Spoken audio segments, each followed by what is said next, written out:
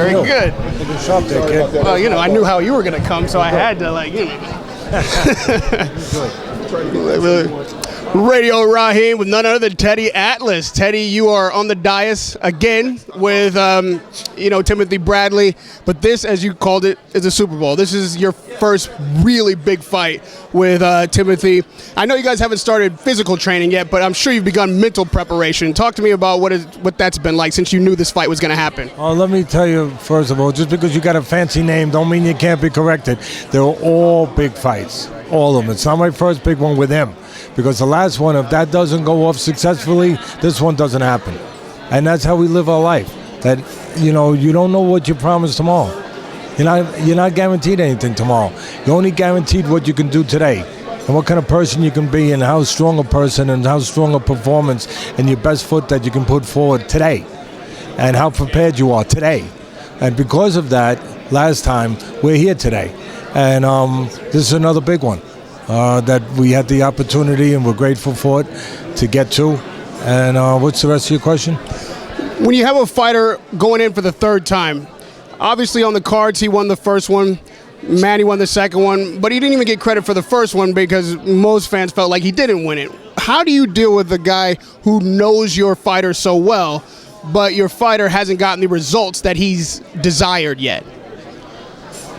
By improving, by doing different things, by becoming better yourself. It's not about Manny Pacquiao, it's about Tim Bradley.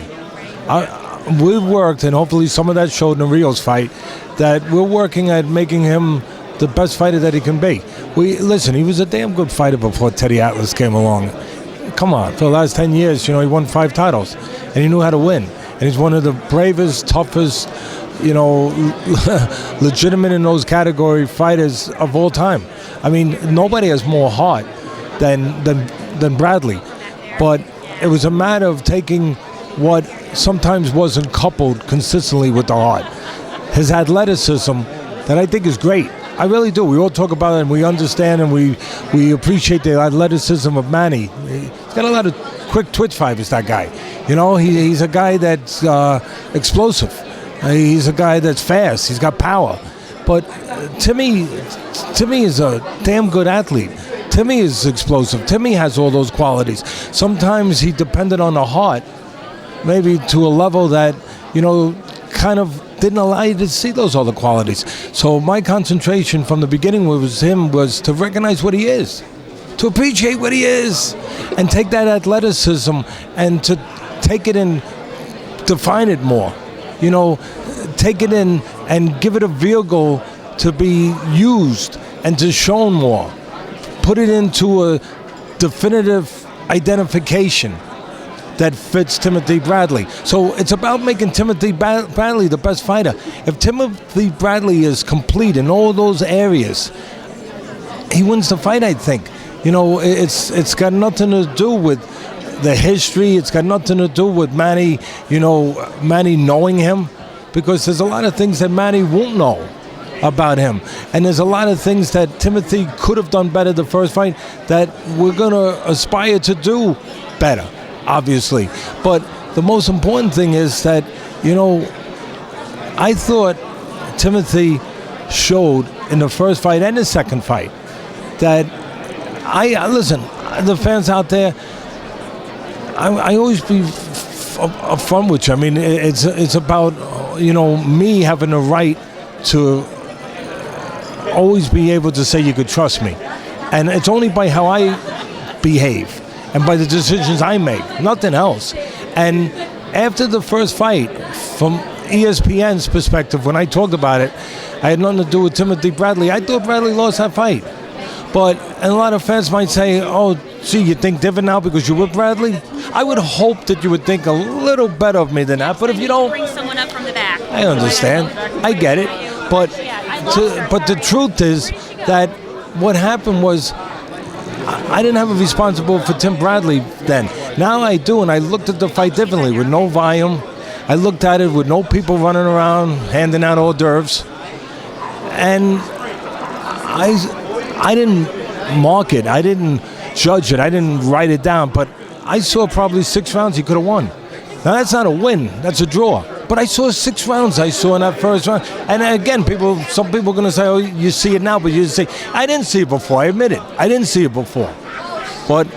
And in the second fight, I saw an even fight. The judges saw an even fight halfway through. I saw an injury.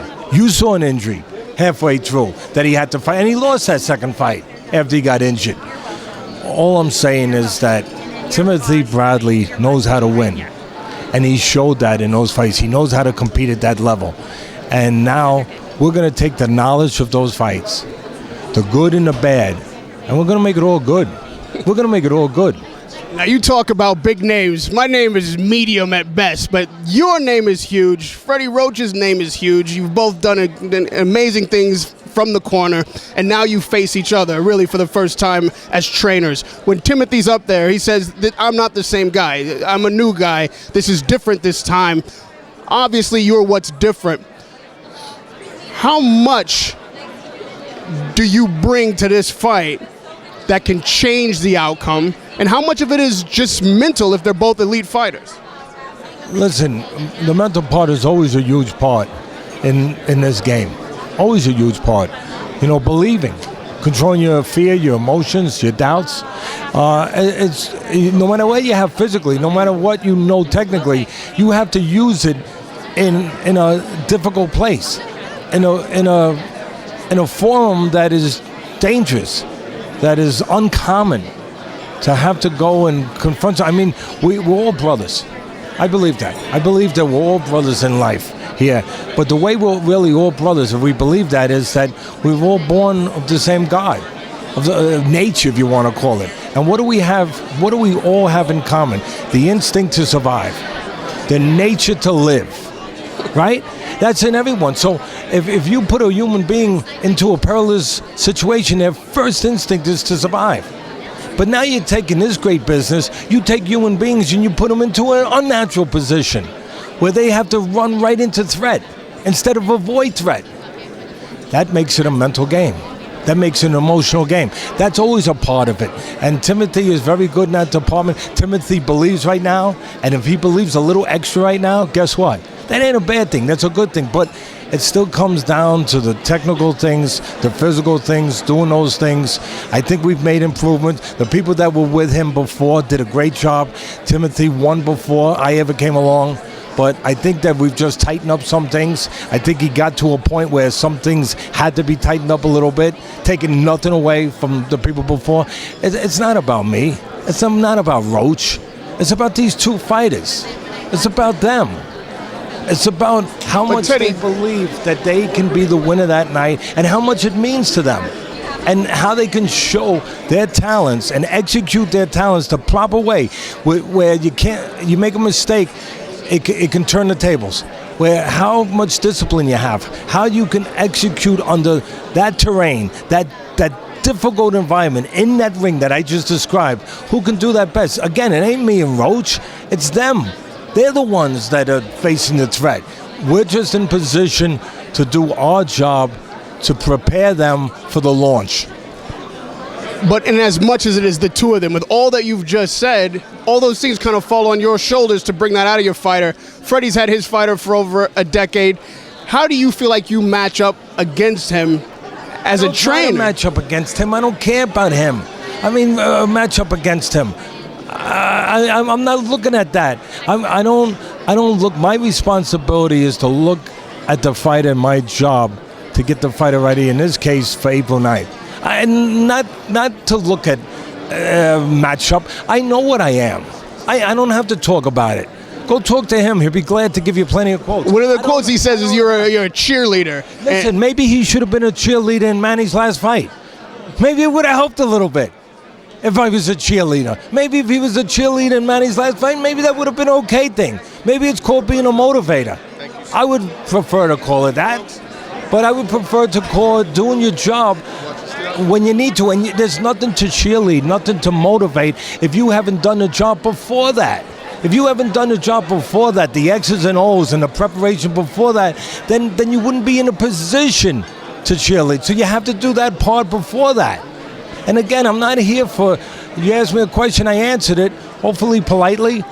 Hopefully without getting my children upset that I went into the place that he goes into. I hope not. I hope not. But maybe Manny could have used a little, rah-rah in his fight against Floyd. Maybe if he didn't, but maybe it's good he didn't. Thank God he's not a cheerleader, because we wouldn't be here. So thank you. Many times we've talked in the past, and you've shown your frustration about the fight outside of the ring. And what I mean by that is the judges, the officials, the way that you feel this sport has been corrupted. Sometimes we don't get the call on the cards that we feel like we should get, and you've likened that to the way that corruption has seeped into the sport.